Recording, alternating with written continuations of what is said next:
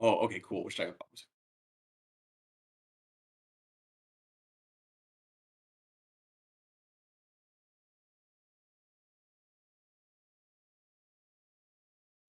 All right, welcome, ladies and gentlemen, to the stream. Also, my Twitch page is wrong.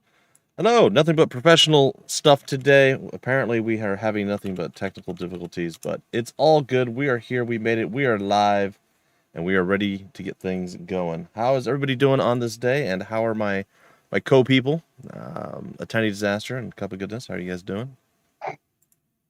Feeling good. You're not co-people today. Okay, that's fine. You like my printy hat, don't you? I'm a co-pilot. I'm waiting for it to pop up on the stream.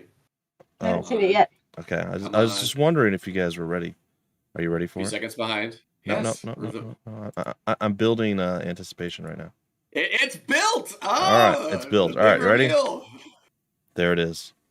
3. Now you have to wait like maybe 10. Yeah, no, it was a quick one. It was barely. Oh, I've noticed that restream is much quicker, by the way, now okay, than it so has been. I like to tilt up a little bit. There we go. Yeah. No. Look at that. It's semi see-through. I'm ready to go. Happy Halloween early, everyone. This is our Halloween stream. I think Tiny Disaster and I are frozen on the Twitch stream. I don't know why. We are. Because logic, again, is our #1 friend. All right, but we should jump into topic-y things. I'm there. No, and there's Tiny Disaster. You're sort of there. All right. There we go. I'll make you work. A little bit down. There we go. Oh, that's right. Okay. I know what's going on. Okay, that should fix you. Yeah. All right. Do you want to mix it up, Tiny Disaster? Do you want to introduce our general topic today? All right. Today we are talking about, it's kind of a retread of a topic, but I think it's one we're going to be doing recurring, looking at some games, some recent hits in the indie world, and trying to analyze why they were successful. Just kind of a general casual discussion, looking at each game and trying to find the pieces that made this a hit, either one we kind of saw coming or one that came out of nowhere. It's going to vary game to game of exactly what we're looking at. We would love to hear any input from anyone who's watching about why you think any particular game might have been successful, because it's such a broad area. And the games we're going to be looking at today are lots of ones that we're not super familiar with, but have just been kind of hits in the indie world that we wanted to have a look at and kind of see if we can figure out what we can learn from them. And yeah, it's going to be interesting. I think it's a great chat just for people who love the game world and wanting to stay on top of everything that's going on, and also kind of learning as we go. So. Yeah, we've seen a couple of these games just recently pop up on the really high, top end of the global Steam sales charts. So, and many of them I haven't even heard of before. So it's an interesting, I think, exercise to take a look at these games and see, try to deduce what's going on here, why they're finding the sales success that they are. It's very hard to get up there to begin with, the very top echelon of the sales, especially with global sales versus like North American sales. I think it's US sales. I can't remember if it's US or North America, if you're regionally in our area. But staying there is a whole nother thing entirely. I've, with a lot of the games that we've worked on with Indie Brothers, we've tasted the top echelon for a moment, or hours, a couple of days, that kind of thing. But to obviously stay up there is a whole different kind of thing. But even just reaching it is a pretty big deal. It suggests that it's going to beget more sales, I guess. Like once that spike hits that high, you've reached a level where you can kind of basically guarantee yourself like a running slow decline of sales for the next like couple of years that is going to look really good, most likely, based on how high you've already hit. So worth discussing. And I believe we're starting with Puppy Playtime. We are on this day. Did you guys want to post the links in the chat while I bring it up over here? I have Puppy Playtime up and restream chat. Here we go. This is a game I was not at all familiar with, and it's not one my instincts are drawing me to play, so it's really cool seeing just like it's got almost 2,000 reviews. it looks pretty intense, and it's not something I would have guessed at, like, oh, this is a for sure hit. It's 92% positive, with 1,000, like you said, almost 2,000 reviews. So that's really strong. Obviously, the total review, 92% is always, fairly strong, but the almost 2,000 is the strong part of that. It released October 12th, so basically like 2 weeks ago, a little bit longer than 2 weeks ago. So that's getting that amount of user reviews that fast is really good.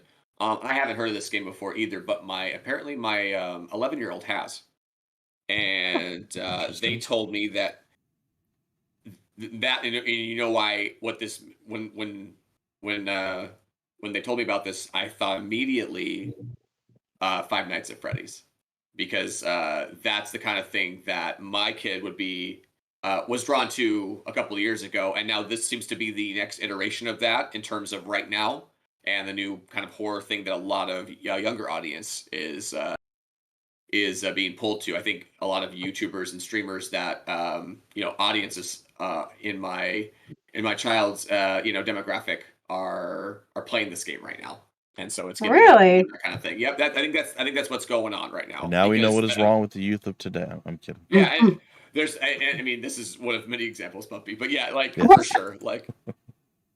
So it's a horror. It's very much. I don't think it's very exactly like Five Nights at Freddy's, but my thought is, well, it has that look, that feel, even if it's a completely different game, right? Right, you're doing sort of not mundane tasks, but kind of like just management tasks that are kind of maybe hopefully a fun gameplay loop. Which is apparently that I got to read some of the reviews as we kind of break this down. But my thought is that mainly it's about getting jump scared. And the jump scares like coming out at you at certain points.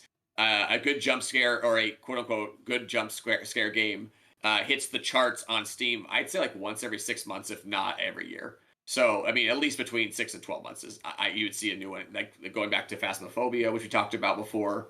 I believe in our first session of this, was when we talked about it originally. And as Missy pointed out, perfect timing, of course, around Halloween month, spoopy times. Yeah, that was going to be my next question of like, how much do you think the timing I think it's a super mattered in the success? Yeah.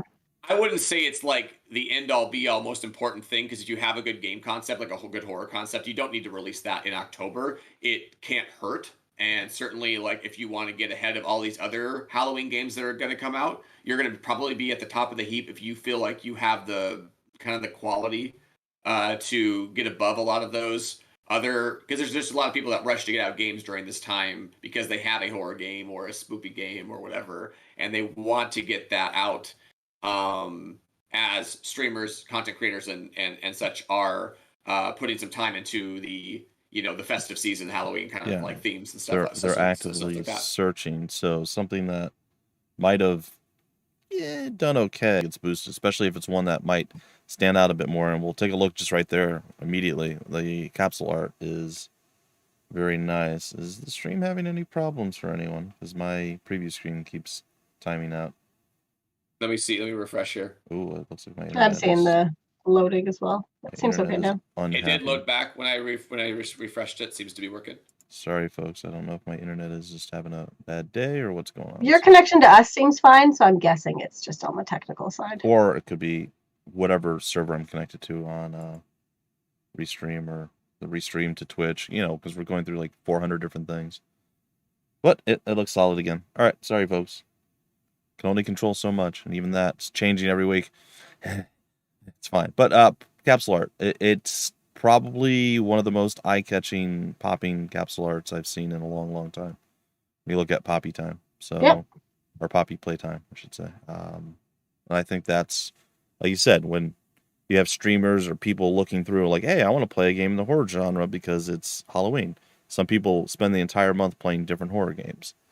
This might be one of the first ones you're like, ooh, what the heck is that? Dive right in. So. Yeah, if you're just scrolling through Steam looking for something to catch your eye, this has already put itself at a really nice advantage. Yep. Right, and it absolutely juices the situation because of the timing of it, and I think that it's a smart move by them to do that. I just think that this is the kind of game that my gut says this is the kind of game that would probably sell well regardless. But if you're a horror game and you have the ability to release in October, early October, it makes a lot of sense, right? Like, you wouldn't turn that down. And some of the reviews, you know, I pooped my pants, like 10 out of 10 would poop my pants again. Great game, horror game that actually scared me for once.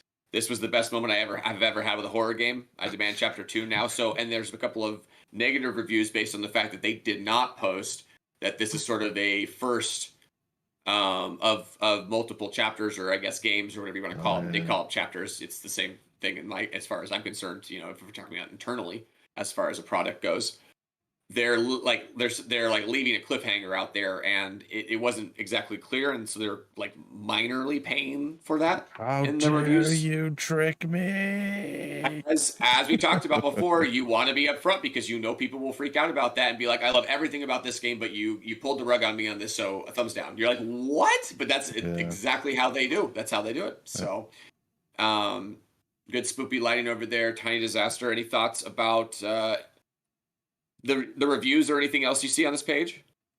No, it's like all of the pieces have come together really nicely on this game. Of just like, I like how their page was crafted overall, and just like the gifts they've used and all of that. But speaking of timing, I was gonna say, you think about how long it is since the last, you know, spooky hit, or the last Five Nights at Freddy's hit, that kind of stuff. Has there been long enough between, you know, like when it was big and that was kind of a fad, or it was in, or that game made it kind of like an in thing, flavor of the month? Has it been long enough between that time and now for everyone to be like, yeah, I'm kind of like refreshed to this genre, to this vibe again? You know what I mean? Because a lot of times you'll get worn out. And so we're not going to see a bunch of Among Us or Fall Guys kind of games for a little bit, probably. Like, take the world by storm. They will probably in a few, maybe years from now, like that kind of thing. So the timing on this is probably pretty good too. There's always a place for horror games, I think, obviously. It's not like that they're ever out of style. But you think about like the jump scare games, you imagine a lot of developers who maybe aren't in it for passion go, oh, a jump scare game, that's really easy to make. I could make that and make a lot of money. And I don't know if that's happening across the board. I feel like you have to actually have a quality product still to make that happen, right? So it's one of those this things. Is a genre I'm so like. Not only am I not informed on, I like avoid horror. This is not my vibe at all. But like just doing the spooky games for our social media over October has really like broadened my perspective on the kinds of horror that there is, and how, like, I do not understand why people pay money to do this for fun. I don't watch horror movies either. I don't get it. But like, it's a really cool genre if that's like the vibe and experience that you're going for. So seeing this kind of success and just like the other games that have come out in the last couple of weeks has been interesting. Yeah, I'm innately like you, for sure, Tiny Disaster, in terms of how I feel about horror stuff. That said, when there's a social situation going on, it seems to change the dynamic altogether, I would say. Like, I see that when there's a social situation going on, like a stream, for instance, everybody's kind of in it together. And when you get scared, it's funny. Yeah. It's not this, like, actually, I'm really mortified by what I'm seeing, and I don't like this at all. And I'm alone in a room, and it's night, or whatever, that kind of stuff, and I'm watching a movie, which I don't like watching horror at all and stuff. When my friends go, hey, get on over here, we're gonna watch like, something stupid, something campy. That's a different kind of time, I think. Like, and so that's why I would suggest at some point, if you're interested in it ever, as in like, you're like, I may dip my pinky toe into that water at some point. Do it in a social situation. Do it with some friends you trust, and I bet you you'll have a good time with it and be like, you know what, that wasn't so bad. And until you go to sleep, and then you're like, gosh darn it, that's like me sometimes too. So. See, so now, let's I'm in a different camp though on that. See, like none of that's, to me, none of it really freaks me out or scares me. I don't know. I want to say I actively dislike most of the people's overacting for jump scares, and they throw their headset and cower and start wetting themselves. It's silly. Well, that's the content creators that people are love trying it. To make a buck through However, that. Yeah, exactly. I do find, and I know this is sad, but for me personally, so don't take this the wrong way, and if you like games like that, it's totally fine, but I find most horror games are incredibly boring for me. I just do not enjoy them, because mostly they're walking simulators that are literally there just to make a loud noise and throw something at you that you don't expect. It's not like you're scared, it's a jump scare, right? So it's something different. But many people do get scared of just random things in general. So, like imagery or whatnot. Yeah, and there's a difference between like cheap jump scares and like good setups. You know what I mean? Yeah. If you've ever played the Amnesia series or the first game, Amnesia: The Dark Descent, there are some incredibly well set up, like horrifying moments, and that like bring out. I don't know, like I think even if you're very stoic or you don't get scared by things, you get that kind of like rush, right? Like you're like, oh, I got to do something here, or something bad's going to happen. Like that's probably how you would translate that horror to Bumpy. You know what I mean? It's like, oh, I have to actively do something, or I'm going to get devoured by this fleshy monster kind of thing. Yeah. So There's so much potential for horror in the games world of like, unlike just watching a horror movie and anticipating those jump scares and waiting for it, of like having that feeling of like what I do is going to affect how much this freaks me out. I can see why people love it. yeah, and again, it's a thing that I think a lot of people would actively avoid by themselves, but they say, "Oh, one of my streamers that I watch gets scared by it. That's hilarious," and they connect to it through that. I think that, and so there's a viral nature to it as well. Yeah, so there's the thing with that too. I actually mind less watching other people play because, like I said, for me, most horror games tend to be boring. So I don't mind watching other people play it because they're doing the boring part. I get to sit back and enjoy. Yeah, But so I've come to the conclusion that other people probably feel the same way oftentimes. So maybe it's something I should do at least periodically. Because, like I said, I'd argue that horror is one of the like cornerstones of Twitch. Like, I mean, it is a very important, like maybe not like cornerstone if there's only 4, but they have found a niche. It's a very, very deep niche. There's a huge amount of people that watch, like thinking again, I'll reference it again, Phasmophobia is a hugely watched game on Twitch. that one I don't understand at all. It's another one of those how. And then Dead by Daylight, I think it's not a full horror game, but the horror gets the edge taken off by the social aspects of it, and it's so everybody just wants to get all in on it and get to the meta of it and all that kind of stuff. So, but a lot of people just want to see someone on screen get scared, like and stuff, and go, "Oh, I'm kind of scared too." But I'm almost watching it through like a third party or a different kind of lens than if you were just sitting there and actually going through it. So. Missy made a really good point that she said, I think it's a risk to make a horror game. It's the same as comedy. It's going to be a hit and miss depending on the person. There's nothing in between. Of like, it's a differently interpreted genre for everybody who experiences it. So I agree, and that's why testing can help though, because you can kind of see if the general audience for that genre is hitting with it or vibing with it, and then as well, I would say a comedy game is actually even harder than a horror game. Because a horror game, you can kind of, I think, extrapolate a little bit better because everybody is mostly afraid of the same things. But comedy is vastly different. Like, comedy is so dependent on timing, which in games, unlike any other media, the writer and developer can't control the timing as much as like a movie or a book or. Well, and comedy is ever evolving for our time period as well. So the jokes that people would write 10 years ago wouldn't even work today. Like, so it's just, and not even, and that doesn't even have to do with like the context of like, any political or diversity type talk. Literally the timing of the jokes and the subject matter and how you want to go about it has completely changed the cadence of how you would write the joke and stuff. So it's ever evolving. And all you can remember is sort of the fundamentals of comedy, which is to do something that's unexpected, to present something and then suddenly go left when they thought they were going to go right, that kind of stuff. That's usually like there's some basics that like I think are evergreen, but yeah, it feels like it's an ever evolving thing. And yeah, comedy games to me very hard to get right, and then very hard to. So I mean, as far as a comedy game goes, what's a comedy game? Usually, it's a point and click adventure, which is very hard to sell overall. So I mean, it's just starting right there. Like when you say a comedy game. To me, you're saying that comedy is more important or supersedes the genre that you're talking about, the gameplay genre. And what game is that? Like, I can't think of too many. Portal, literally a comedy game. It is, but it also is this incredible mechanic that is not in any other game. Like, so it's not. You wouldn't necessarily just say, "Hey, have you played that comedy game Portal?" Like, it's the funniest series ever made. I dare anyone to challenge that. That's not the argument. No, I know. You know what I mean? Like, yeah, for sure. But yeah, that's the whole thing is you're right. There's very difficult, like there's no, hey, let's just have a joke game because it just doesn't exist. It has to be tacked on or a style of writing to go with another game, like Stanley Parable, for instance. Stanley Parable, that's another game that has a lot of comedic value and writing to it, but it's not just you're sitting there and they're throwing jokes at you. So. Right, that's a great example too. I threw comedy into Steam just on the search to see what it came up with, and like the only thing I can really agree with, and it wouldn't qualify as we're talking about games, is like the Jackbox series, because it's your friends who are making the comedy. Yep. Right. It's not the game. No, the game. not. I guess the game has it. No, sets the Bumpy, tone. Bumpy and I have played it enough to know that Jackbox does not make any funnies. They just don't. They try. We try. They try, but we're better. It falls flat. It's just it's so rough. Not like the human.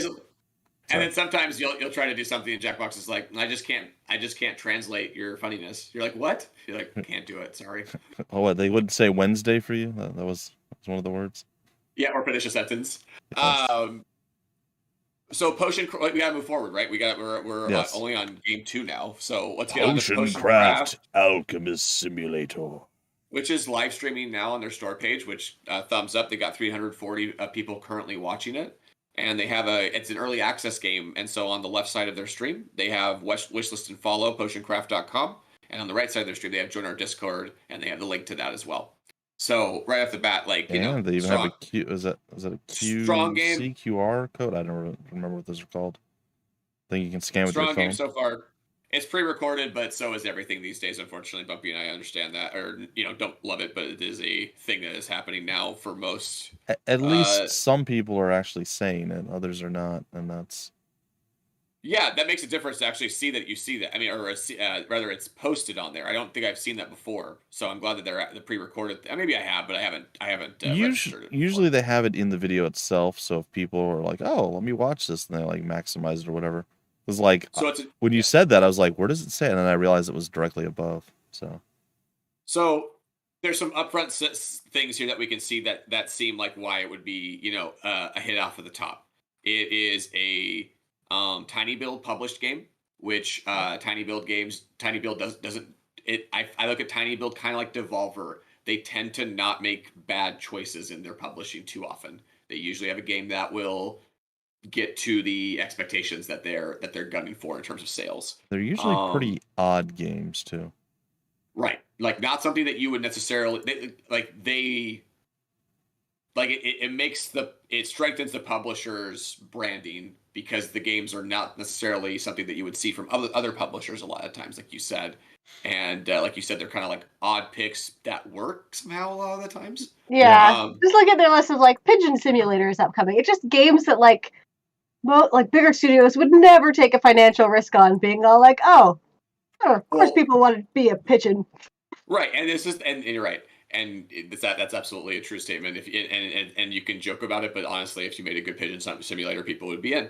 And Potion Craft Alchemist Simulator, anything simulator right now in 2021, I think, and maybe the last probably 10 years, but I mean, I think simulator maybe an evergreen kind of thing. People don't get tired of simulators. It's hard to come up with new things. I think it's definitely evergreen. It's just people coming up with new things to simulate. Because even though this isn't, Alchemist Simulator. So we're doing we're working on a Whitethorn game, which is about taking care of a Japanese bath, onsen. I think is what that's called, onsen master. Yeah. So that's going to be yes. But the possibilities still seem to be kind of endless. And anything with simulator or on the end that has the required quality of gameplay loop going for it is at a great advantage on Steam right now. A huge advantage, I think. Versus a lot of the other genres and games that you can release on Steam right now. So Tiny Build kind of, they do their homework, I'm guessing, and know that this kind of genre can be catered to really well, that Steam users flock to this if it's kind of legitimized, which even Tiny Build publishing it kind of does that in its own right.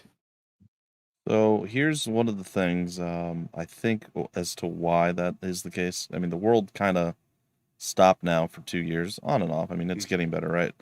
And simulator games had done okay up to probably the last couple of years. There was a few standouts, but there wasn't that many of them. And now people are just like, I want something normal, even if it's garbage man simulator, or lawn mowing simulator, something that There's you get to go out and you get to do. Gas station simulator. There's a ton of them out there, and it's kind of the slice of life. Even Lake could have been mail delivery simulator. Could have been called that. Yep.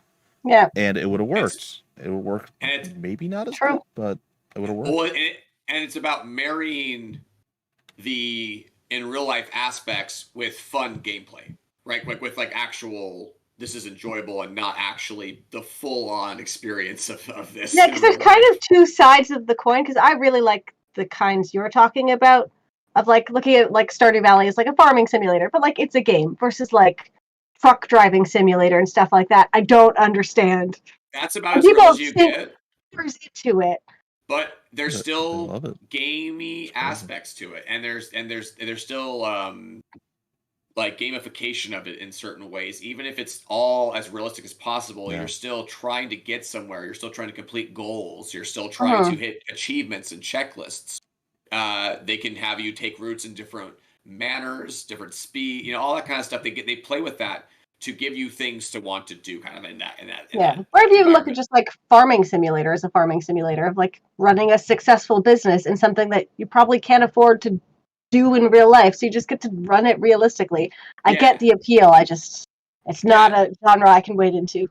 Right, I get what you mean, but you are right. People that don't get to do these things and a real life aspect in the real real life simulators that are like super specific, and try to be as real to life as possible. I think that's what attracts them, is that I would never be able to do this in real life, so I just kind of want to have that experience of what it would be like in a simulation. Now in Potion Craft, go ahead. Sorry, I think one other thing that maybe we haven't said is as they are simulators, they tend to be, once you get the basic idea down, a much more calming, relaxing, peaceful, simple experience, but not in a bad way. So you can almost shut your brain off or just relax when you're playing something, versus most games are hectic, frantic, craziness happening, explosions. You have to be super fast, and you don't have to do any of that. I think that might be the appeal. Yeah, in fact, I see that even in some of the more intense games I play now. It's like, can I get this to a state where it's more cathartic and meditative, even if it is like a shooter? Like, can I get to a point where it's just like, whatever happens is fine. Like, let's just go out there, have some fun. I'm glad to get to play the game.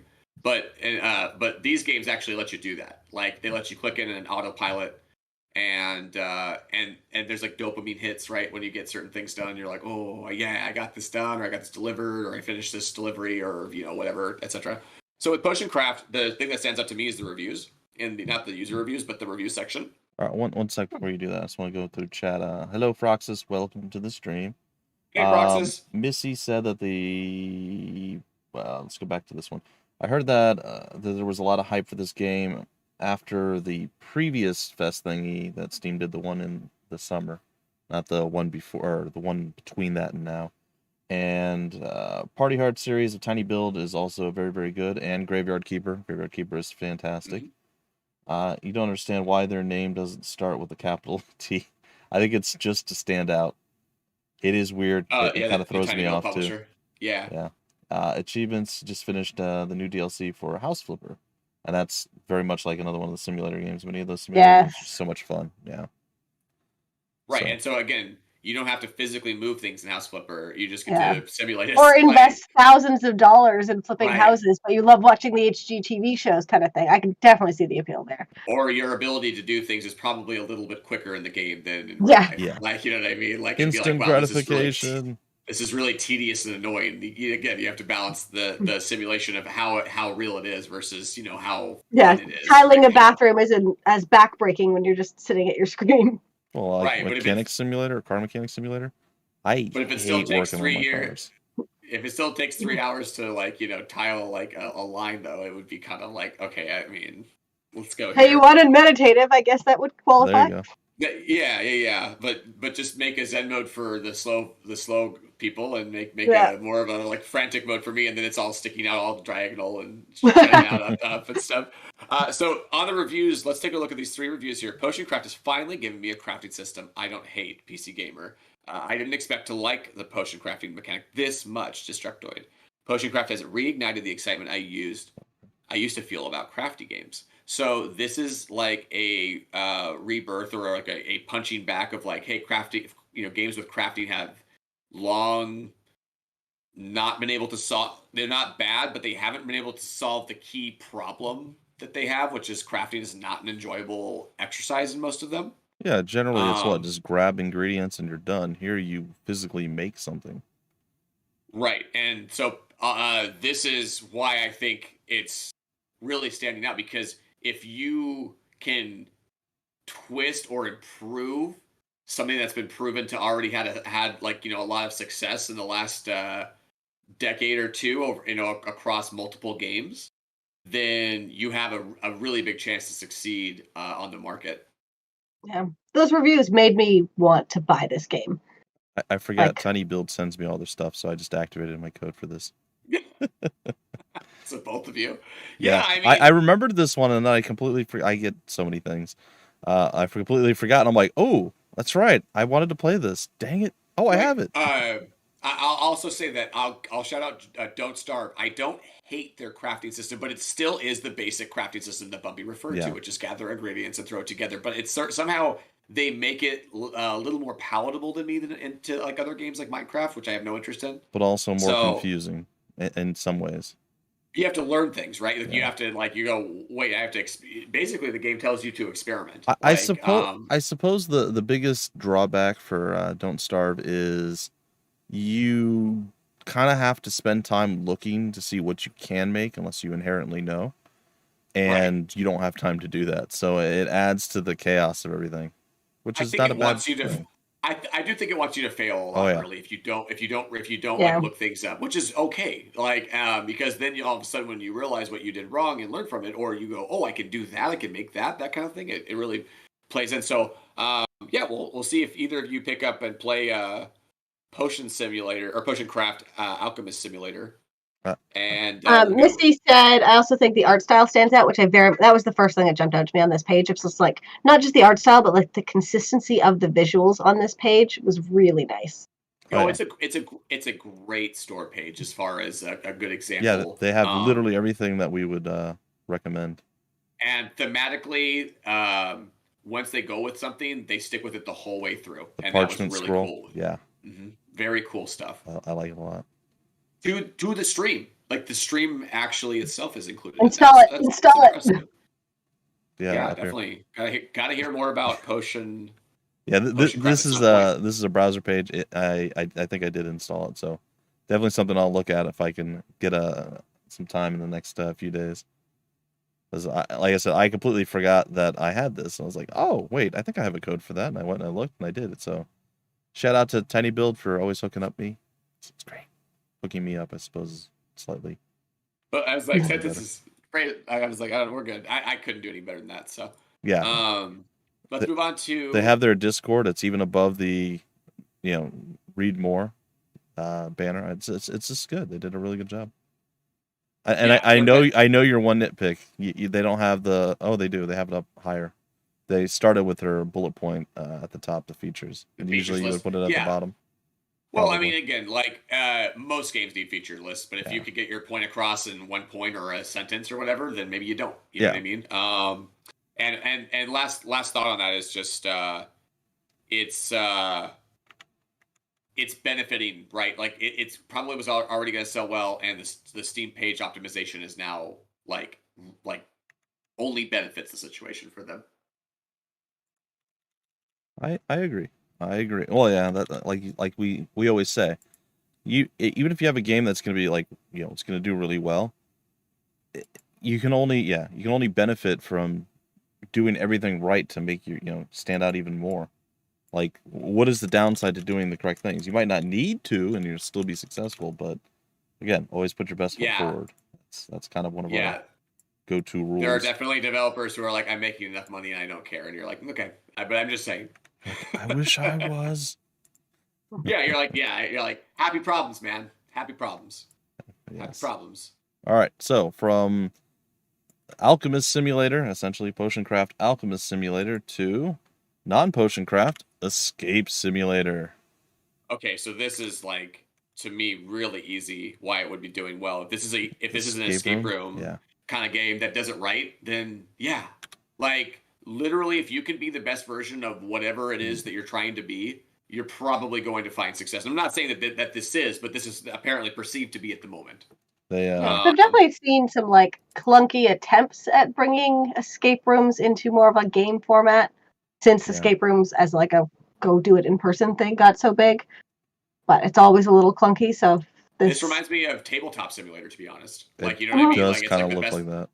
The best version of what people would want to have, but it just, like you said, no one's been able to deliver it yet. Yeah. And suddenly now their live broadcast is broken. Yeah, it is broken. It's unfortunate. It sucks. Let's close it up there. But they're trying, and they would have 1,000+ people, which is to suggest that they have a lot of people on their store page, or not suggest, but actually tell us. Yeah, that's one of the things people don't, I guess, fully grasp initially with the Steam store page streaming. Is anybody who comes to their thing is basically added to the number. Anybody who comes to the page, so they may not be actively watching the stream, but they have a whole bunch of people that could be. So. And so this is a Pine Studio franchise. They have a Steam franchise page. If you go to right underneath the carousel, you can say check out the entire Pine Studio franchise on Steam. And isn't that nice? Isn't that nice? If you're a developer with multiple games on Steam, you should definitely be looking into having a creator page or a developer page or whatever it's called. I can't remember the exact terminology, but you get follows on that. They have 263 follows. These followers, where did you say it was on their main page? I know right where underneath the carousel of the screenshots and up there. Okay. In the video. Yep. I say I know you can click on their name like on developer or publisher, but I see it. Yeah, the little banner.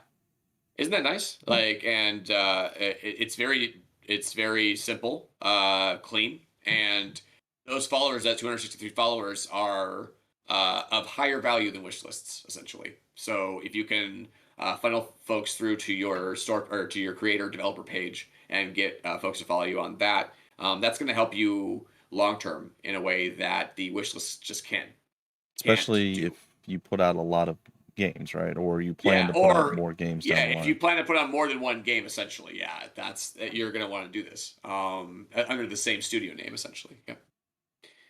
They have their reviews up top, and I'm sure this is by far the best virtual escape room game available and well worth picking up. The Game Creator Escape Simulator is a great way to experience an escape room without leaving the house. The smooth gameplay and realistically solvable puzzles make for an enjoyable experience from Screen Rant.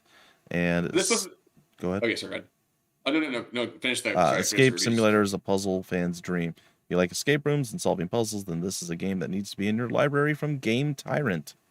So when we started this and we're at the top, I didn't read the reviews. It wasn't hard to make this guess, right? It wasn't hard to make this just from seeing what you see. Right, because right off the bat, you're going, they have to either get this, if it's selling this well, they got this right. They got this base because they're going with a really, really generic title, right? Like, so if you go with a really, really generic title, you're saying, we are now, like, you're sitting up there on, like, the top rope, Bumpy, saying, I take on any comers in this division, in this genre, like WWE style. You point at everybody, you're like, nobody can defeat me. Like, and you have to live up to that. And if you do, you get this. This is the result. Oh, okay. So you can play with. Oh, you can play with up to 20 people. Okay, I was sitting there looking at like 2 to 3 people. I'm like, that seems lower than I would expect. Yeah, best with 2 to 3, but playable with more. Yeah, I think they're kind of encouraging community content to be the more. Because like in the reviews, you are seeing some like people saying, "Oh, I wish there was more content," and I think they're relying heavily on the community stepping up in this one, which I definitely think it could. So. And then there's games like that we play on stream, Bumpy, like Human Fall Flat, where there can be too many cooks in the kitchen to make it like a focused experience in terms of what you're getting done. Yeah. Very true. Very true. 15 rooms are arranged into packs. Yeah, I suppose. I mean, again, like what's the price point on this one? That's not overly priced. What, 15? It's $15 with a $5 soundtrack. Yeah, or $4.50 soundtrack. No, $5 at full price. Okay. And actually a little bit lower on the review total than I thought would be for user reviews. 94% with 352 total. It has only been out for 8 days, I think. Yeah. Around there, October 19th was when it was released. So that's not like exceedingly low, but it's not necessarily trending towards the 2,000 plus that I think, or I think it was between 1,500 and 2,000 that the last two games we looked at had. Oh, one Right? one thing to be aware of when you're Yeah. looking at reviews, and I think most people miss this, it only shows reviews for basically languages that you speak or what have you, which makes Yeah. sense. If you go all the way to the very bottom of the store page, it will show how many reviews there are, even ones outside your language. Right. Just so you know. Yeah, and the thing is that if you're on the developer side, you might count only 4 total reviews, but that's because you're only seeing them in your language, and you see up top that you have 7. That's because there's 3 others in other languages. Yep. So if we take a look down, it looks like somebody recommended the game. I have no complaints, but in terms of wishes, maybe a bit more content. See, if you like the game, give the thumbs up. Don't complain about the game being like, "Oh, there's not enough here for me." That's for me personally. Was it thumbs up though? Yeah, they recommend it, So and the developer even responded to it, which is always nice. Better than the I love everything about this game except for this one thing, thumbs down. Yeah. I will say that I will take that every time. Even though I agree that there's a little bit of like it's fine though, because actually you don't have the one thing that people have asked for, which I wouldn't necessarily be against, is a neutral choice. Like I don't vote up or down. I have a couple of gripes with it. I've had some good times with it, and I'm just saying that it's more of an informational review at this point, and not something that I'm saying I'm giving a rousing thumbs up or thumbs down for. Yep, I agree. Neutral would be great, but I feel like there'd just be a lot of sea of neutrality. I think we discussed this before, where maybe you do like a point system where a positive review is 1, a negative review is a -1, and then a neutral is 0 points. Doesn't really affect anything, but you can see more people have played it and can still give their opinion in text form if people want to read it. I think it would be good. So as we wrap up with this escape simulator here, they must not have been able to do escape room simulator. I wonder if that was already taken or something like that, because it's interesting. Maybe they liked it because they said this isn't going to be a room situation. There's going to be different, obviously it's possible. Some things are going to be like rooms, but and escape still gets you there, right? It still got me there. Like when I first saw it, I go, oh yeah, it's escape simulator. I know what we're doing here. But the way that this little thing, this store page has done basically everything that we would suggest for optimization. It's just like a quick blush looking at it. I mean, we haven't dove like deep into it, but the about this game, the Discord at the top, obviously a sleek banner, the GIFs below, pointing out what your kind of hooks and anchors and all that kind of stuff are in the actual graphics versus presuming people are going to read the tiny text. People don't read tiny text, and most people don't. Make it in the graphics if you really want people to read it. In 5 years, people won't know how to read anymore. It's fine. Yeah, I know. It will be we'll have to have like the ones where you click on it and they just like talks to you. Like it'll be like interactive puzzles when you click on it, and you're like, Oh, I wanted to throw this out to Missy because it's the achievement huntress. All right, if we want to break you, so where you'll never ever be able to complete your achievements, play Tales of Magial. All right, so I just want to throw that out there to one of our regulars here. Tales of Magial will break you for achievement hunting. If you manage to get every achievement there, you can upgrade from the huntress to the goddess at that point. So just saying. Anyway, the goddess of the hunt. Yes. More from Pine Studio. I have not seen this before, but I really like this. Maybe I have seen it a couple of times before, but you have a game that's uber popular, selling really well. So let's point folks on the store page to a game that maybe is less popular but still good, and it's cheaper. So it's a 5. That's what I really like about this. More from Pine Studio by Cats in Time underneath the reviews and above the about this game section. It's debatable. It's a little bloated to have that there. But when things are going this well, why not? You know what I mean? Like, why wouldn't you do it? You're pushing more people through to your other products, and no one seems to mind. Go for it. Just be mindful of it, right? Like I wouldn't be pushing it if like you feel like we're not even getting enough on this store page. You know what I mean? Like don't just try to redirect traffic away from you. Okay. We're drowning here quickly. Well, like, what happens when we go to Cats and Time? Does it point to something else? Let's see. It doesn't. It does. It points to Escape Simulator. I think it's fine to cross promote any of the games that you have. Yeah, Maybe I think what's that's the fine latest too. and maybe what's the most popular or something like Just that. make sure you've nailed the other elements of your store page before you add it. I would say. Yeah, I would agree. All right. Are we ready to move on? I believe so. Anything else, Tiny Disaster on Escape Simulator? Nope, I think we're good. Pummel Party it is then. All right. Pummel Party, which we'll be playing Friday. Yep. On the PGS squad stream, and that will be on my channel this week? Yes, Yeah. Cool. On Cupogoodness this week. So check it out. 4:30 p.m. Pacific. On Twitch. 4 p.m. Pacific this week. We're a little adjusted. So 7 p.m. Eastern. Yep. I will be departing slightly earlier for other things.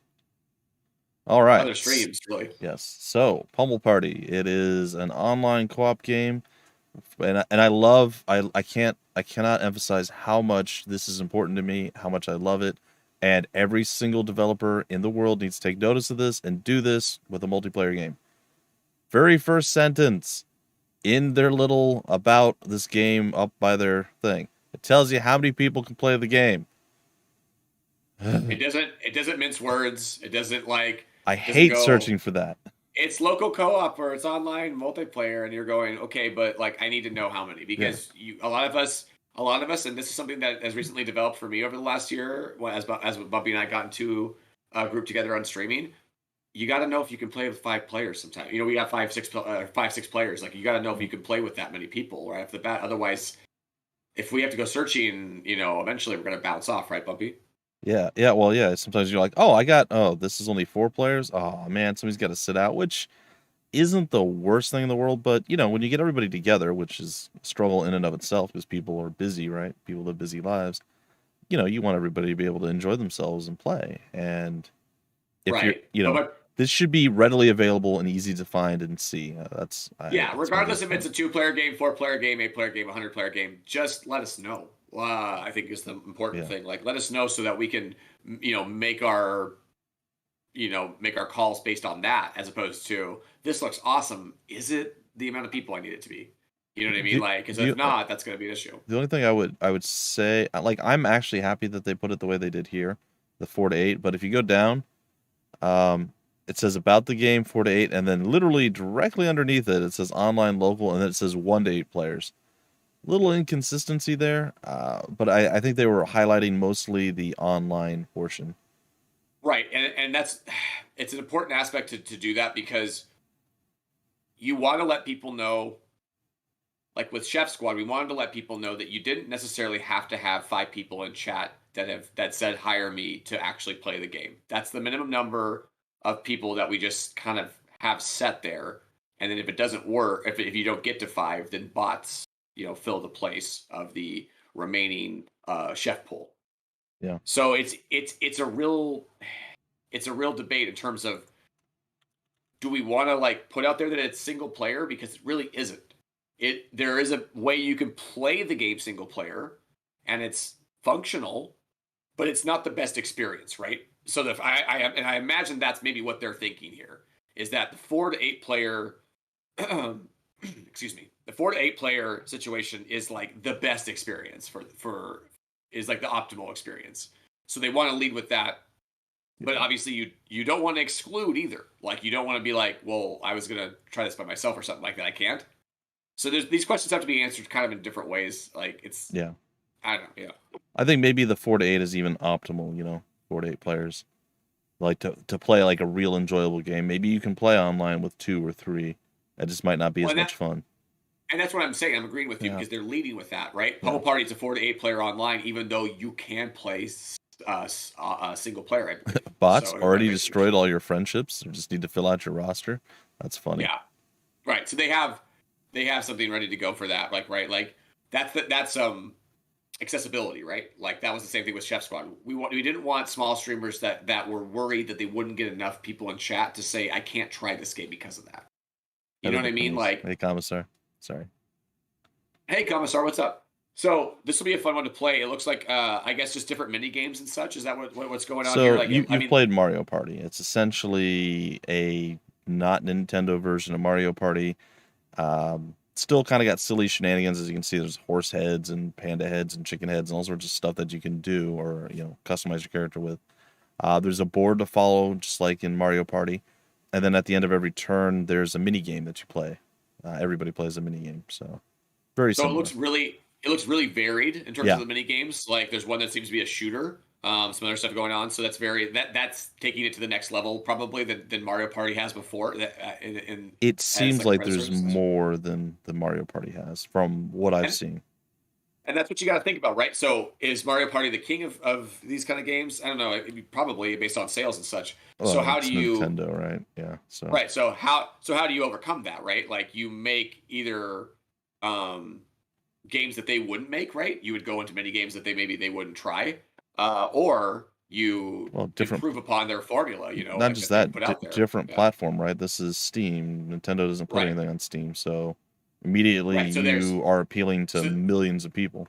So there's a market immediately, right? Like just sitting there waiting 25,000. for this game. Yeah, 25,000 people in the now, reviews. This came out in 2018. The reason why I put this on the list is because it was peaking globally because of its 40% off sale, I believe it was. Yep. But that's pretty crazy for a game that came out 3 years ago now. 3 years ago now, to be peaking globally with a 40% off sale. That is staying power. I mean, oh my goodness! Like I don't think it was even that popular the first year. I could be wrong. I remember hearing about this, and I just never followed through. I was going to say, is there an Among Us type of situation going on here where the game got popular way after release? Because it definitely feels like that, because I didn't hear about Pummel Party's success in 2018, 2019. It was probably the last couple of years it probably jumped up. Popped. Yeah. I mean, rebuilt games, let's see here, very positive, obviously 25,000 reviews, 84% over the last 511. That always seems to go down with the recent reviews, like as like the games, as it like, there's a positivity at launch that eventually sort of doesn't wear off entirely, but all of a sudden when you were getting 90 to 95% in the first month to 3 months, things kind of keep going, and then all of a sudden it comes down like 4 or 5%. It's interesting to see. The first recently posted one's super useful. I'm so glad that they helped. At least they gave it a thumbs up. Oh no, just garbage. Oh, cool. Appreciate you. Thanks. The most helpful review in the past 30 days to me is there is no Mario Party on PC, but there is Pummel Party, and it works equally well at destroying friendships. So, like right there, it tells you that it is hitting the notes that Mario Party hits. That, like, old school board games like Monopoly hits for people. Like, it's like, why did we even play this? Well, it's Brawlhalla, right? Brawlhalla is Smash Brothers, different but very much the same, right? You're making the analogy. I see what you're doing. Yeah, totally. Brawlhalla is to Smash Brothers, exactly, as Pummel Party is to Mario Party. In that, well, Nintendo's got a good idea here. They're not bringing it to this platform. Yep, and it's on all platforms. I don't know if Pummel Party is, but Brawlhalla is on everything except maybe Nintendo. Right, and Pummel Party would be smart to try to get out on as many platforms as possible as well. It probably can't get out. Maybe they could get out on Nintendo. Honestly, like maybe it's not like it's not like they're ripping anything off, to be honest. And the way Switch releases have been, like, it's so different now with Switch than it has been with any other Nintendo console in terms of like, actually, I could completely see Pummel Party being on the Switch versus like when we talked about the earlier iterations of the Nintendo stuff. It was very exclusive, very hard to get a game. Third-party game on there, and it's different now entirely with the Switch. So A Tiny Disaster. Thoughts? Dun dun dun. Uh-oh. You're muted. I'm muted. Okay. I was just reading through Misty's comments because she's had a lot of great points that I very much agree with. Like, if it isn't single player, please don't mention single player. Like Overcooked, it's a horrible single player when you have to play as ships, and like setting up expectations is such a big thing in all of these games, that they do it so well that if you're not giving a potential player an accurate view of what they're getting into, you've shot yourself in the foot before you've even gotten started. Whereas it's been pretty consistent that these games have been good at showing players what to expect. I would only counter that slightly with, don't make it your primary thing. You can say that you can play it single player, which is basically what we've said, but even if you do, say single player is available, but better played with multiple people. So something like Overcooked, for instance, you could play single player, but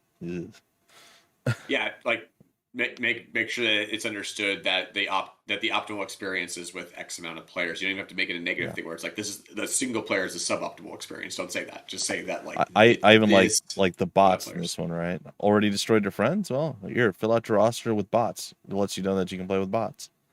Yep. So it's important to kind of lead with the best foot forward, and then also make sure you're informative from there, and that you have that information there somewhere.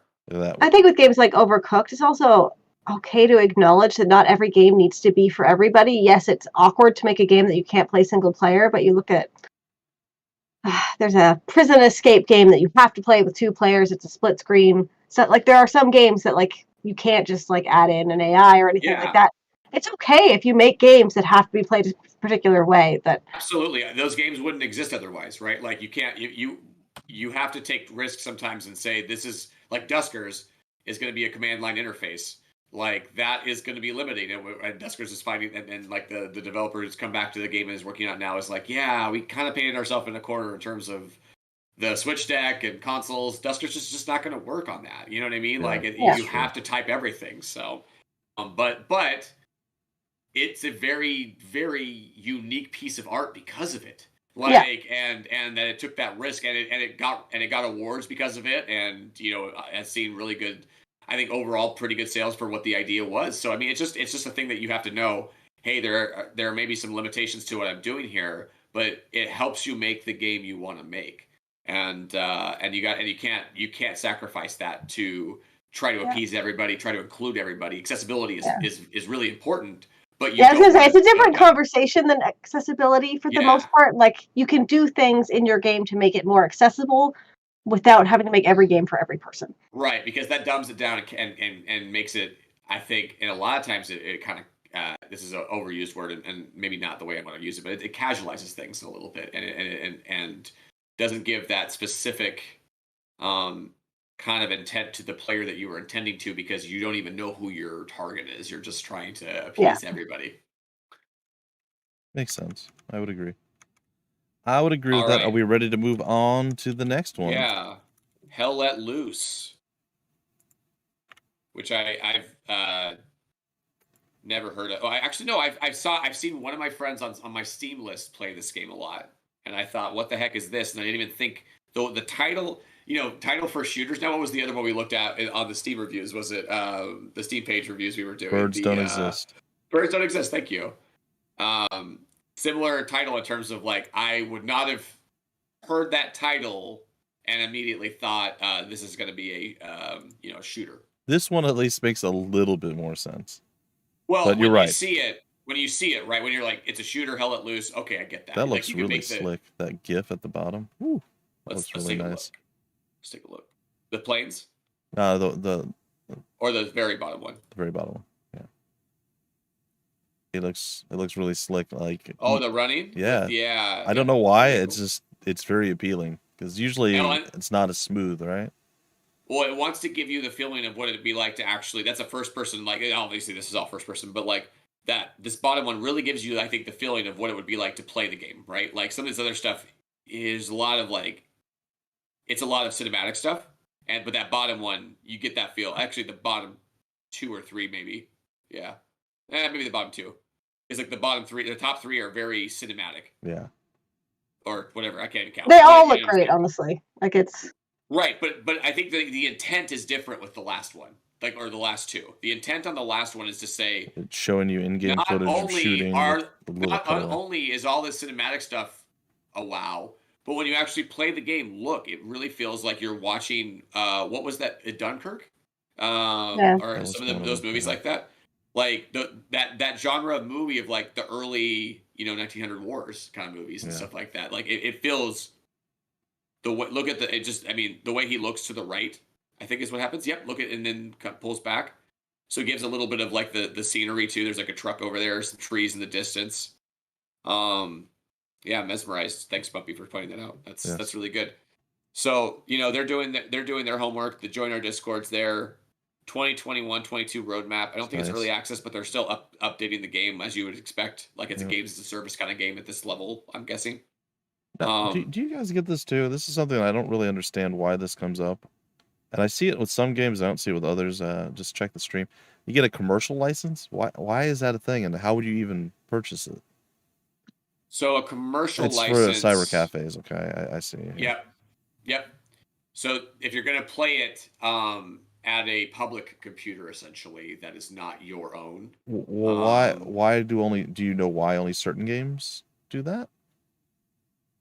I think you have to. There's money involved in terms of even getting a commercial like that kind of situation Okay. going in. So most devs wouldn't even invest in it. But when you're making that much or it's that popular, doing a commercial release like that, what was it called specifically?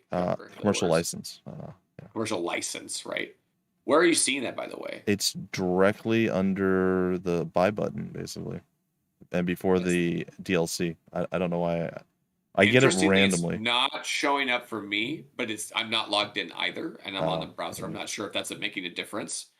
I wonder if they only offer that to account, like people who have a Steam account, and only display that. It's very interesting. Yeah. It is interesting. Sometimes we see this all the time, where we'll be talking about a Steam store page, and someone will go, "Well, I don't see that," and you go, "No, it's on my page. It has to be there." And then you realize it's not. Yeah. Like there's certain situations, there's not what different people are seeing different things sometimes. All right, well, not like really fundamental differences. I want to point out we'll go into chat here in a second, but I want to point out you remember how you said you enjoyed. Check out the the banner for the other stuff. This is for Team 17, and I think what they've done, and I like this, is they've included in that banner the latest game that released from Team 17. Age of Darkness, right? Yeah. So they have that. And I assume that's going to be across their entire franchise of games that they have out. It's going to be that banner. And it's not loud. It's kind of almost faded. I like it a lot. You know what I mean? It's not trying to scream it at you because you're like, we're on the Hell Let Loose page, right? Like, we're not trying to necessarily scream this other game, but can we work it in? Yep. And it's, again, really, really, as you pointed out, intelligent use of that space, right? Like, this is like an A+ use of that space, I think, in terms of like, I want to, push people and funnel people through it to have more retention for our studio, for our publisher, all that kind of stuff. All right, let's dive into chat here real quick. Yep. Let's see. To me, it sounds fine to make multiplayers that you can't play solo. Like Fall Guys is fine that way, but Fall Guys has. And I agree with you, but Fall Guys has a big you jump into a game with a bunch of people regardless. It's not like you're just going to play with 3 of your friends in a solo game, whereas maybe you could play with 3 games as with bots or something. Like I get it, and I agree with you, but Fall Guys is kind of one of those exceptions, right? Well, like Pummel Party, for instance, I understand what they're saying, and by telling me that I can play it single player, that tells me that even though it's not the best experience, if I want to excessively work on a game without my friends being there, I can do that, right? Like I can actually try to do, or at least attempt to do that. Maybe the bots aren't good enough. You have to have good bots to have that kind of, that feeling of I'm getting the same competitive experience that I would be playing against normal people. That's not always the case. It's not, you can't take that for granted. Mm-hmm. But I like that. I like that someone could say, okay, I'm really bad at this game. They always beat me at it. Now I want to work on it. Can I do that outside of our normal sessions? And you can. Yep. Frox has said that the printies have been promoted to my head. That's true. They're up here now. It is the best perch. Question in general. Halloween week. What's that? Halloween week. It's Halloween week. Yep. Question in general. Do you guys check for clients if a store page is migraine safe? I hear a friend many times complain that a store page on Steam from time to time is not even migraine safe. I actually, until I think this week alone, hadn't actually seen or heard of that even being a thing. So, no, probably not. So migraine safe refers to, is there a lot of visual activity that is too much? Like, are we talking about that kind of thing, or am I misunderstanding? It's almost like a more mild epileptic, thing.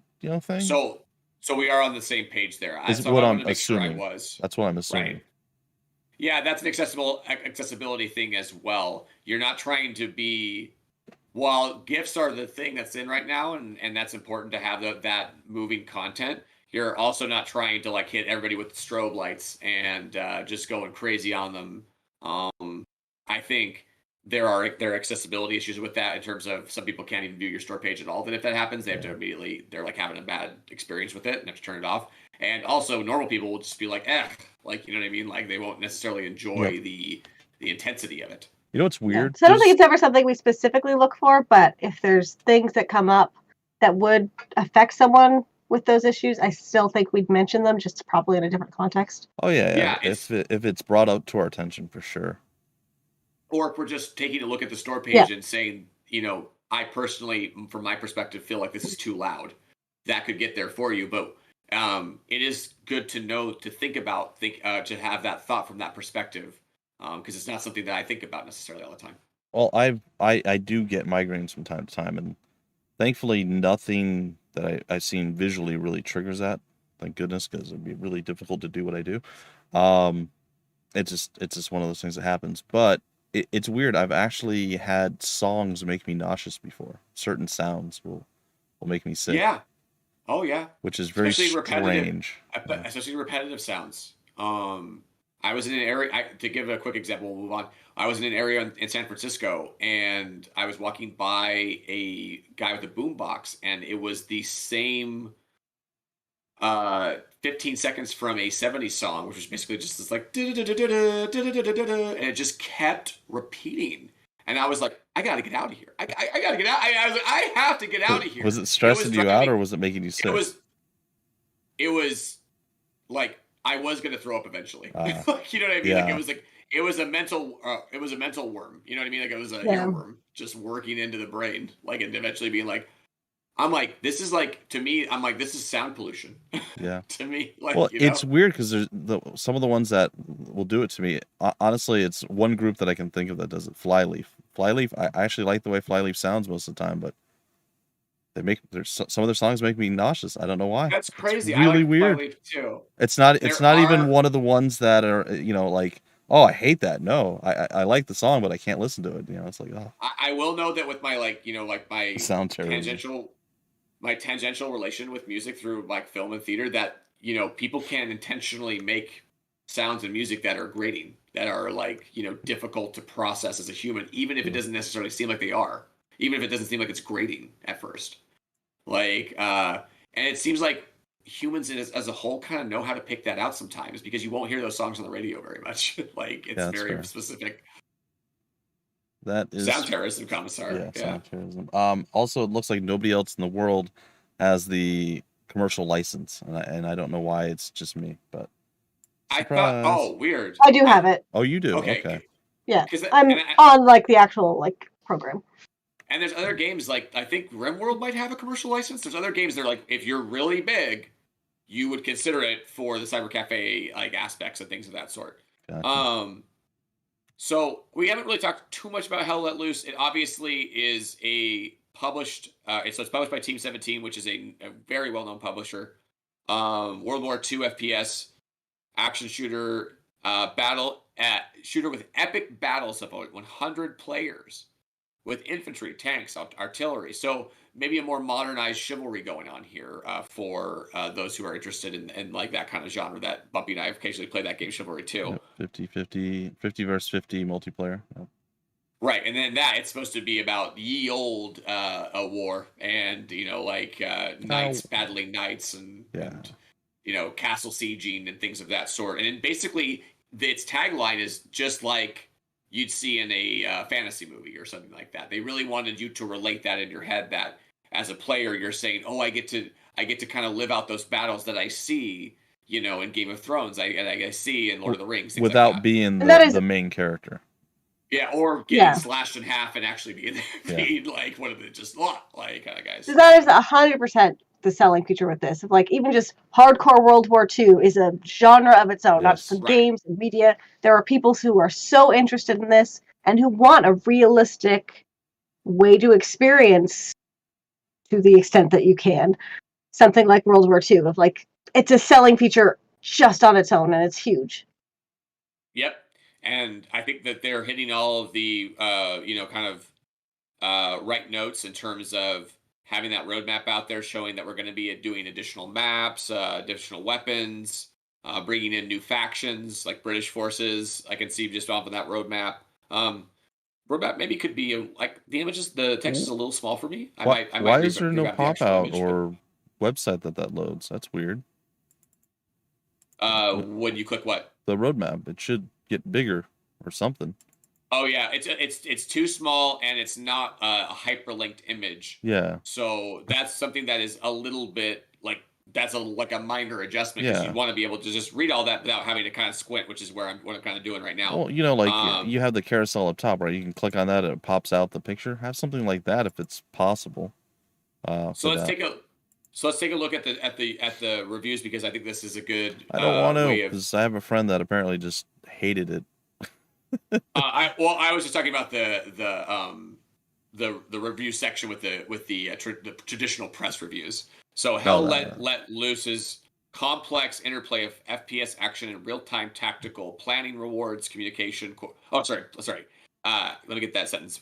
Let me run that sentence back. Hell Let Loose's, which is a really hard thing to say to begin with. Complex interplay of FPS action and real-time tactical planning, rewards, communication, coordination, and genuine leadership in a way few other games even attempt to.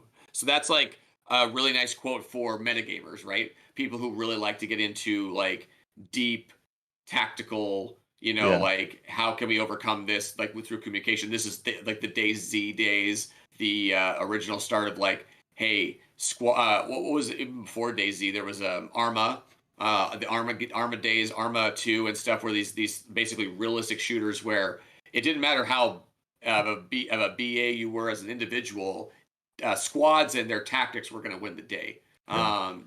Squatting up and having good tactics as a squad, we're going to win the day. So you get that right off the bat. But you go to the bottom review at the third, the best World War II shooter for years. So that then hits the note that Tiny Disaster was mentioning, that just trying to appeal to World War II, buffs. So you got two different reviews that are essentially like, these are really well thoughtfully chosen quotes because they convey to different audiences entirely. I didn't even read the second one because like I read the top and the bottom. I was going, I gotta point this out. I gotta talk about this. I'm sure the second one is good too, but the World War II aspect of like what you're saying with tactics and squads, like the hardcore World War II is almost like a success multiplier on all of these other features of like, because like just as an FPS game, that would be great on its own. It looks great, blah, blah, blah. But then it's multiplied by that like realistic World War II simulation. Absolutely. Just trying to look. I know sometimes you can see by tag how many are listed, and for whatever reason I can't remember how to do that. As far as World War II, because like you guys have mentioned that it's super popular. It's a really big genre. Go up to the top right and then click on the popular user defined tags. And World War II is there. It's not included in the tag list Interesting. Where you see the genre. Yeah. When you do that, it brings you to everything there. I wanted like maybe you have to go into advanced search to do it. What were you specifically looking for? I just like when you click on World War II there, it brings you to like the page for all the World War II stuff. It doesn't give you like a running total, where if you narrow it by tag, it shows you tacticals 136 and so on and so forth. It's true. It's two different things. The user tags versus the generic genre tags that are associated that I think the developer adds themselves. The developer can add both themselves, but we talked about that in the past. All right. So we have about 13 minutes left. We're actually, I think, doing pretty good. We have 2 games left. 1 or 2. We can always save one for next time. We're gonna do this again. So. Okay, cool. Well, we have 1 or 2. Because I forgot that I had posted that extra one after Gas Station Simulator in a separate post. So we'll spoiler alert, Gas Station Simulator's next. I think we're ready, right? Yeah, we are. All right. Unspoiled. It's fresh. So he had to play spoiler. That's what he does. And I agree with I believe it was Commissar, saying that Hell Let Loose seems very much like an Arma game, and you mentioned that as well, Cup. I was thinking the same thing. I had the same vibe. Yeah, rather. I mean, trying to get you to dive into that deep tactical thing, but it's like, hey, if you're just into shooters, if you could find a squad and hopefully just follow them, you know what I mean? Like, there's both to it. I feel like, because you don't want to like just completely dismiss people who want to try to learn the game. learning curves are hard nowadays in certain games. You have to try. You have to be willing to get through them. Bumpy knows this firsthand, leading me through a couple of these games himself. So Remember your ooh, that's I feel like we could definitely do some optimization for these folks. Sorry. gas station sim. Yeah. I mean, I like their capsule art. Their initial little blurb up there is fine. Oh no, the about this game section. Oh no. no. Well, your banner that you've been enjoying, they have it, but it's transparent with writing. It should have any kind of graphic on it. Oh yeah. Just real quick. That top one. Then it just chills itself to death. Yeah, there's a lot. The Joiner Discord is a really nice image. Yeah. But the multiple add to wish list. They're writing on their, they know that they have, this is a classic. We'll market how we feel like marketing, and we're gonna market for numbers. Go for quantity. Terrible review quotes. Sorry. And they do that because they know that they can probably get away with it, given that they have a game here that is working for them. And they're one of the sim games, right? The heavy hitters. Yep. Because they're a sim game, the short blurb and like the graphics they have, like it's almost giving the players who'd be interested in this everything they need before you hit about the game. Yep. Yeah. So they have more flexibility to do that. I still don't like it, but especially they can get away with it. I really don't like the front loading.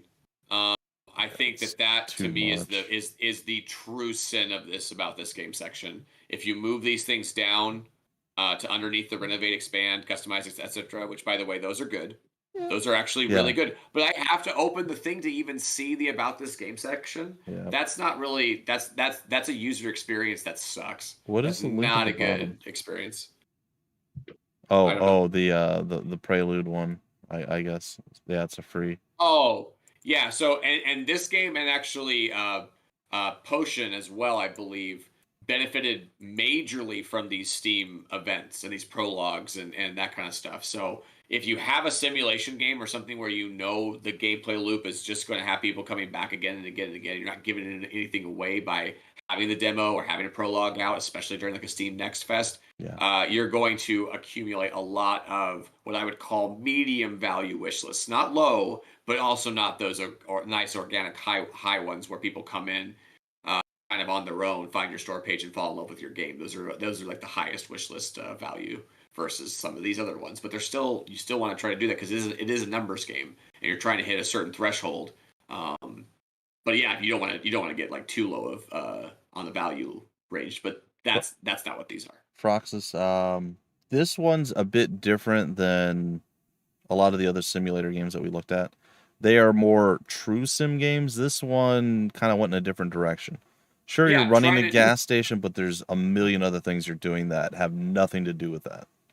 Yeah, it's more about just trying to get you in a nice loop, really. Like one of those loops, Bumpy, that I think you were saying. I haven't really gotten there yet with this game. I've only played. Bumpy was able to give me a copy of it, and I've been playing it on my stream. Like I played it once, but I haven't really gotten into it like the full loop yet. But you can tell, a few sessions with this, once you get kind of what you want to do, or because I don't even think it makes you do anything. It makes you do a few things, but like how you want to go about them is not super forced or anything like that.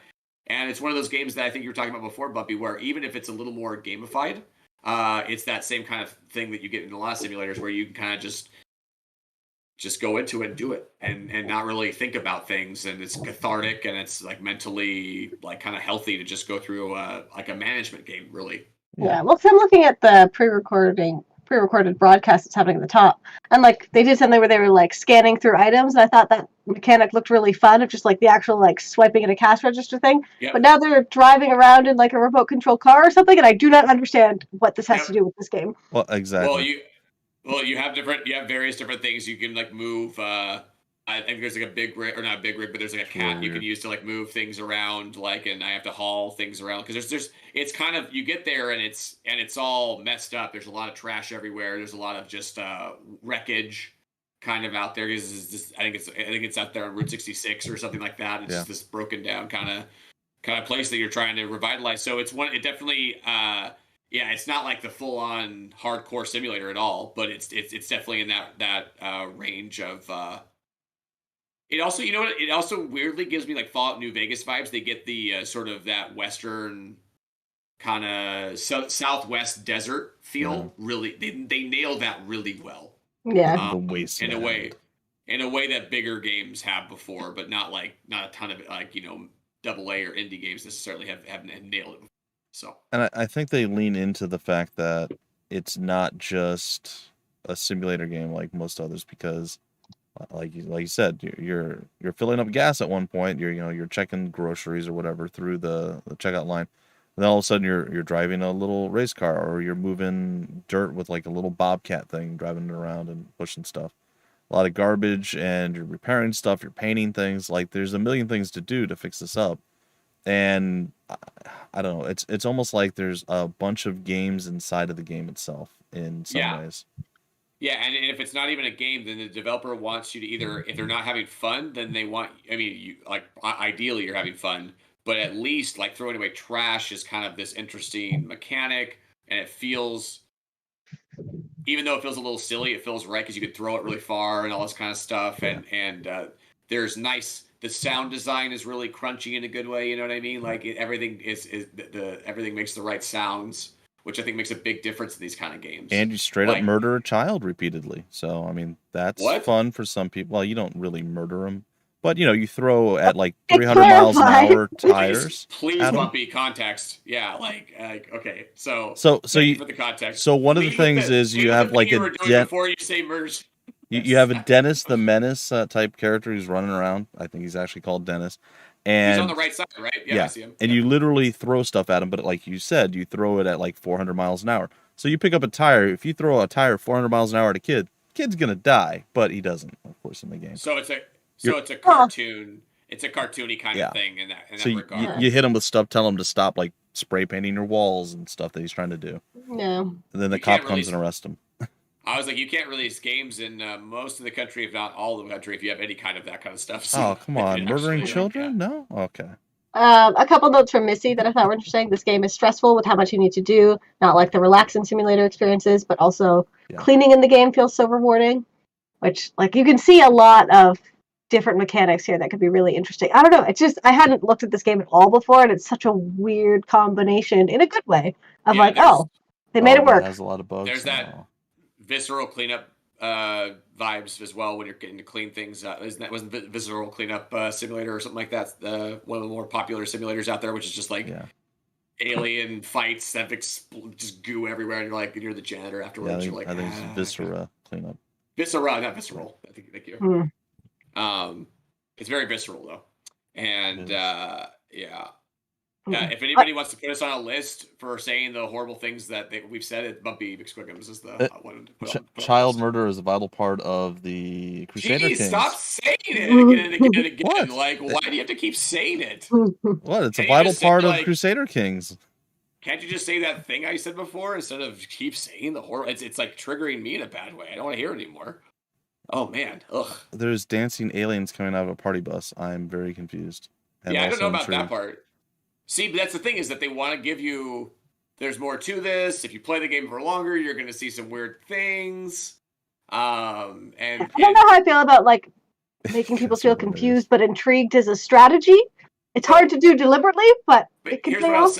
Here's what I'll say in Gas Station Simulator, which it's weird to make this analogy, but I think they both get this right from what I've seen so far, is if the longer you play in like Don't Starve, the more you're rewarded with what? I've seen the same things happen repeatedly again and again and again and again and again. And then suddenly out of nowhere that you've never seen before, something happens. Like there's like a new occurrence takes place. And it can be 10 hours in, it might be 100 hours in, it might be 1,000 hours in. And they do that really intelligently because you don't want to backload too much. You don't want to have so much in the back that 10% of players discover your coolest content, right? Yeah. You need to have a weight that's kind of spread out.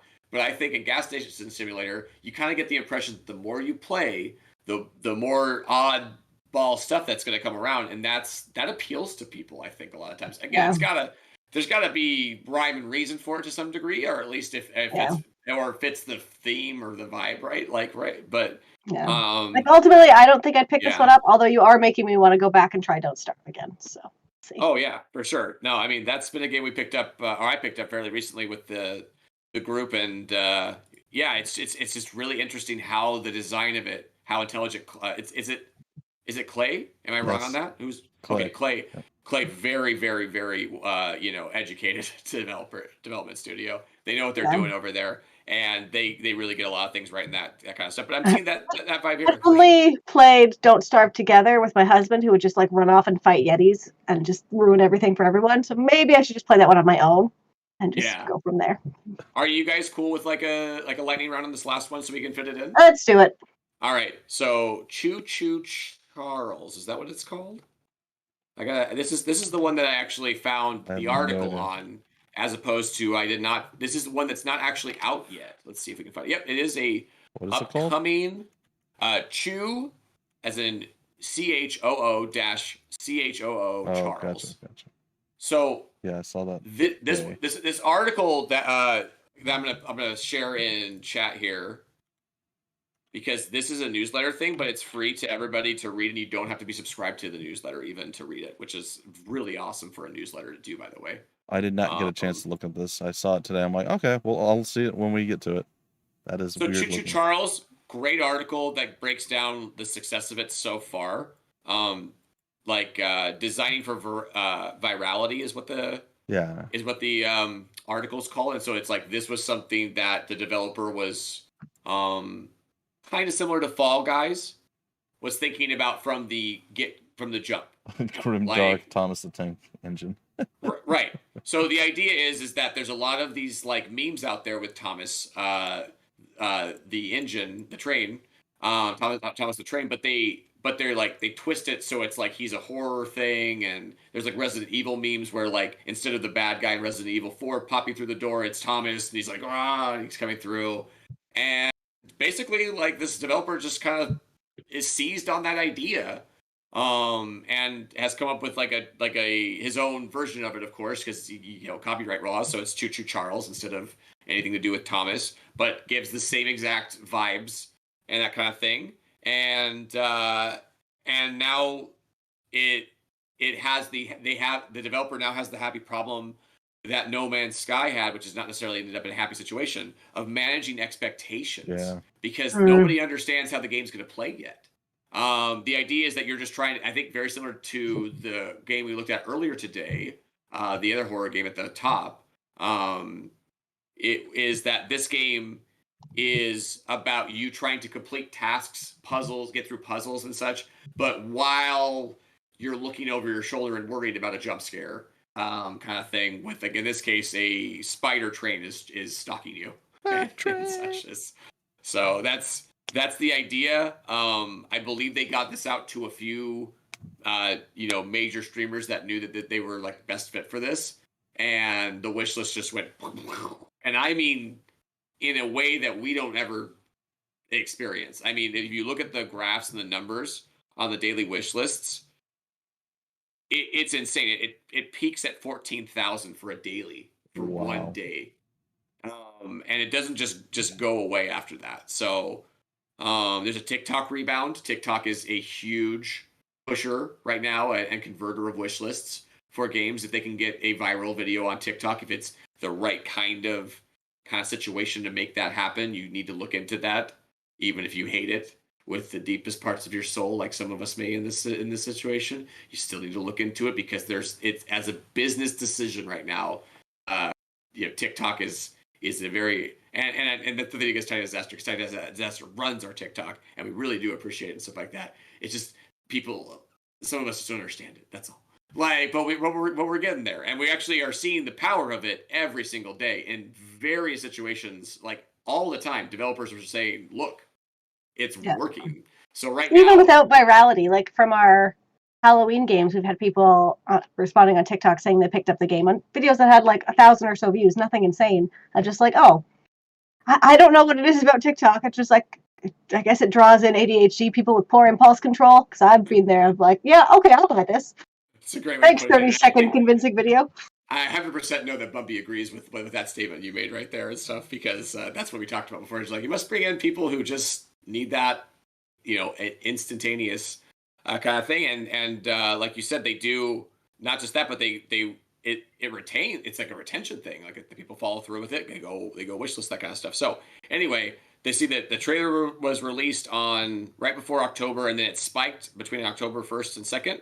And then it's been coming down to, it's still averaging right now, or as of a week ago when this article came out, 2,000 daily wish lists. And it looks actually like it's leveling off a little bit. It may still go down a little bit more, probably down underneath 1,000 at some point. But I mean, gosh, that's a lot. That's already a lot of numbers.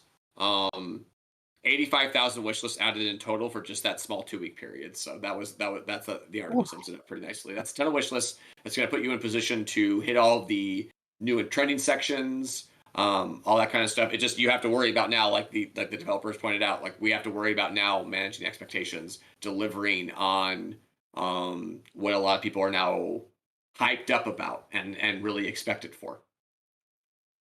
I personally don't. I don't know. I like looking at this. I don't see the appeal, but I think, like you said, it's for the hardcore meme culture people.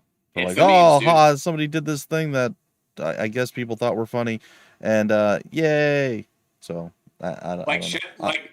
Chef Squad. Like Chef Squad's a game for streamers to play with their community, right? Like that's why we made that game. Choo Choo Charles is a game for streamers to get huge amounts of views and things like that on their content. That's how I feel about that. Like, Choo Choo Charles is a gift to those kind of streamers that you do not like, Bumpy. And the YouTubers that are like kind of, bombastic and that kind of stuff. Big personalities. Yeah, for sure. The ones that chase the what's popular, yeah. Right, and so Choo Choo Charles, the developer Choo Choo Charles says, I'm going to feed the beast here, and it's going to essentially be a cyclical thing and come around, and that will generate a ton of sales. And he's so far right on with it. So it's an interesting case study because this person isn't necessarily like the most passionate developer about this idea. He just said, I bet you this would be a home run, and I bet you I can make a good version of this game. And that's where he's going on that. And more power to you if you have the ability to do that. Again, it comes down to the ability to make a good game after you have a good idea that's going to get you anywhere. This is a situation where it's a little bit like scary, right? Because if he doesn't come through, his reputation is hurt. Maybe not shot, but potentially. You know what I mean? Like, think about how No Man's Sky had to recover, and it took them over a year, I want to say, before. It took them over a year to convince, I think, the people that even still cared about it. The reputation itself is perception-wise has probably not been recovered by everybody involved in the original snafu of it, of course. And that's the unfortunate truth about our world. The first thing that's reported, whether it's truthful or not, is going to be way more pervasive to the world that listens to it or that hears about it than the rebuttal or the truth or the recovery or the kind of all that kind of stuff. That is going to not reach as many people like 99% of the time. And so it's like really important, even though nobody seems to care. I think some people do, but it's really important to not put out information right until you know that it's the correct information, because everybody's going to believe it either way. So, or a lot of people are, without looking into it further. Too many people aren't going to look into the facts further and just say, okay, that's the way it is. That's the perception. So that's just, I think that's, I know that's a little heady, but that's just something that I wanted to mention, because I think the No Man's Sky developers have recovered fully, but not everybody knows that. Not everybody thinks that, because they just haven't looked what's happened since the original much, more viral story had occurred, where they got raked through the coals, through the coals, whatever that statement is. I think I got it right. Chef Squad. Raked under the coals? I don't know. Chef Squad. It's hot. It ain't feeling good. What about it? What about Chef Squad? That one is not one we're mentioning today. I'm mentioning it right now. Chef Squad. No, I'm saying, yeah, I know, but we're not. It's a free game, so we're not in the top global sales quite yet. And until we find a way to make any money off the game, we will probably not be there anytime soon. You sure you won't be in the top global sales in a free game? That doesn't sound like that's possible. if there's a way to manipulate some sort of in-app purchase on it, but that's like unfortunately that's just not our game. We would potentially look into something like that, like a Discord edition. Like you could maybe pay $5 and then play it with your Discord stream or like your Discord community, as opposed to having to actually have it on live Twitch. on Twitch, yeah. Right, but that would take some technical finagling for sure. My stomach is rumbling like crazy. It must be lunchtime for me on the Pacific Coast. He Almost says dinner time at for you too. 5:38 in the afternoon, evening for me. See, you're just living in the time zone world. Like I said, I gave you dinner. I was like, dinner's coming up for you. I know. But yeah, Choo Choo Charles, obviously, who knows? That was not even out yet, and it's not going to be out necessarily right away, although they are banking on a quarter 1/22 release smart in terms of like getting out after. You don't want to like have a huge viral pop and then be like, hey, cool, see you in a couple years. Like, don't do that. Like, if you can avoid it. Definitely a smart move by them to try to get out within 6 months or less, essentially, after their big viral hit. Sure, don't be his next meal. He's hungry. No, he isn't. He's never hungry. Think of the memes. So Yeah. I just want to point out, I see your self-promotion in the Chef Squad carousel there. Howdy, Cupogoodness. You're one of the people. Shame. Getting the screenshots. Shame. Yes. Shame. We're all trying to get in there. I'm in the hero art of Cook Serve Delicious 3. When you load it on Switch, there's a guy in the background wearing this outfit, actually carrying a bunch of Sunday plushies in a box, and that's a me. Yeah. It's him, Mario. Anyway, folks, I didn't get a 100% a clear answer what exactly we're doing next week. So does anyone want I will post it on social media once we figure it out. Okay. So we're not 100% certain, but we have most of the rest of the year all figured out. Just next week's kind of. We don't have ideas. Okay, yeah. Don't make it sound like we're not. And you're not making it sound like this, Bumpy. But like, don't take us as sloppy or not prepared. Let me rephrase.